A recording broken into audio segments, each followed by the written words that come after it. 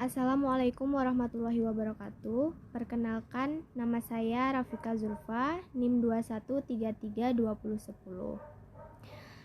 Di sini saya akan mempresentasikan hasil dari penelitian saya tentang tari kuda lumping yang berada di daerah Jambi.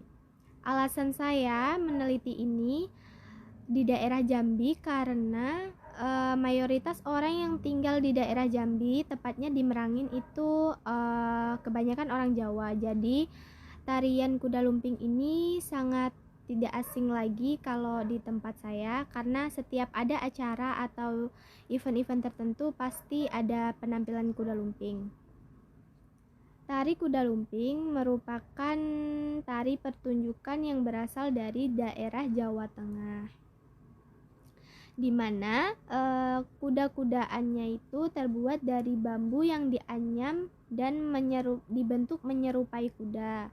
Pada bagian rambut kuda dan juga ekor kuda itu terbuat dari tali rafia.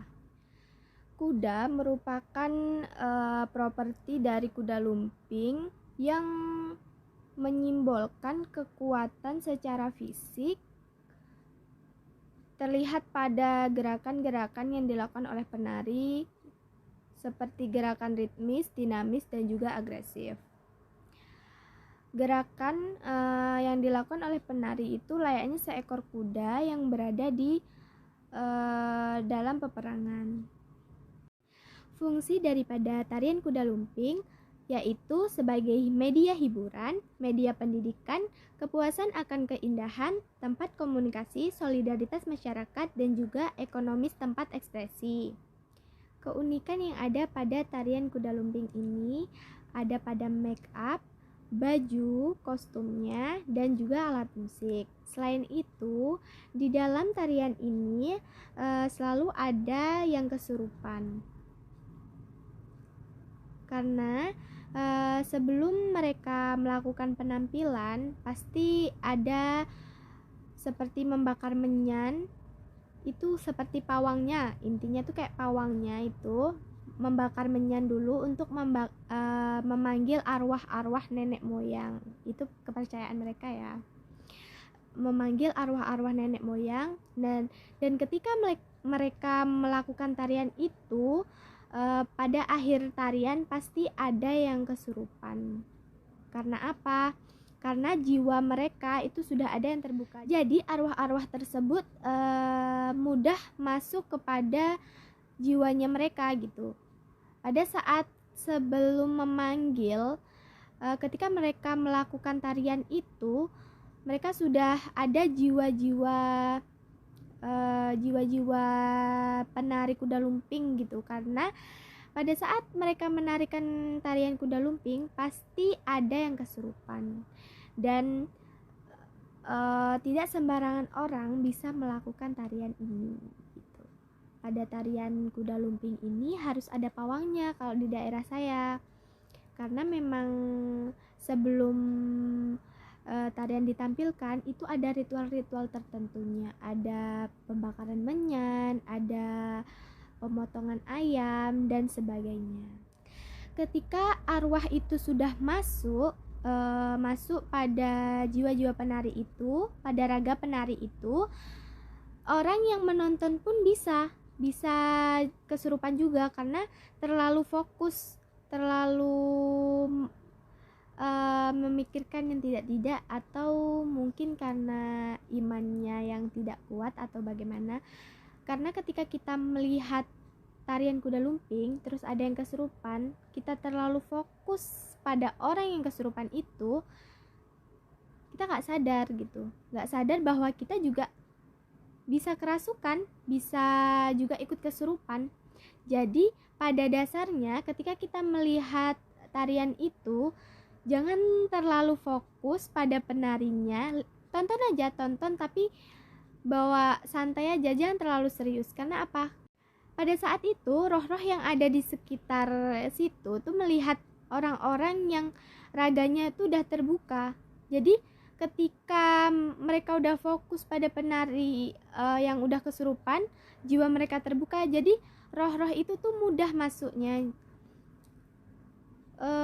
pada tarian ini, jika menonton ya, itu nggak cuma penari aja yang kesurupan, tapi penonton pun juga bisa kesurupan. Kuda lumping ini juga bisa disebut sebagai kuda kepang atau jaran kepang atau apa ya. Sebenarnya tuh sebutan-sebutan itu tergantung di mana kita ditempatkan. Maksudnya tuh ada di daerah-daerah tertentu tuh yang menyebutnya sebagai kuda kepang, jaran kepang, dan sebagainya. Tapi pada intinya kuda lumping itu, kuda kepang dan jaran kepang itu sama gitu. Sama seperti menggunakan ritual, terus tariannya mungkin gerakannya yang berbeda karena banyak kreasinya ya. Tapi kalau untuk kostum dan juga properti itu sama. Sama ini bukan berarti semua sama ya, tapi pada intinya mengapa saya menyebut sama? Karena di dalam tarian ini properti yang digunakan kan kuda lumping. Sedangkan kuda lumping itu terbuat dari anyaman bambu. Kalau kuda lumping biasanya anyaman bambu tuh dipotong tipis-tipis lalu dianyam. Tapi kalau kuda kepang itu hanya kulitnya aja, nggak sampai ke dalam bambu itu. Cuma luar bambu, kulit bambu itu yang dianyam dan dibentuk menyerupai kuda kepang. Tapi bagian rambut dan juga ekor itu sama. Dia juga memakai tali rafia. Pada metode penelitian ini saya menggunakan metode kualitatif, di mana penelitian yang bersifat deskriptif dan cenderung menggunakan analisis proses dan makna lebih ditonjolkan dalam penelitian kualitatif. Landasan teori dimanfaatkan sebagai pemandu agar fokus penelitian sesuai dengan fakta di lapangan. Jadi, apa yang saya sampaikan ini sesuai yang saya lihat di lapangan ya. Meskipun saya sekarang tidak melihat langsung, tapi seringkali saya lihat di daerah saya itu seperti itu. Seperti apa yang saya jelaskan tadi. Di sini sudah ada beberapa peneliti yang sudah meneliti. Mereka adalah seorang mahasiswa, namanya adalah Sofia Rahmawati dan juga Hartona. Mereka ini dari jurusan Pendidikan Seni Drama Tari dan Musik Fakultas Bahasa dan Seni dari Universitas Negeri Semarang. Mereka pernah melakukan penelitian kesenian kuda lumping di Paguyuban Genjring Sokoaji di Kabupaten Pekalongan, Jawa Tengah pada tahun 2019. Sekian presentasi dari saya, kurang dan lebihnya saya mohon maaf. Wassalamualaikum warahmatullahi wabarakatuh.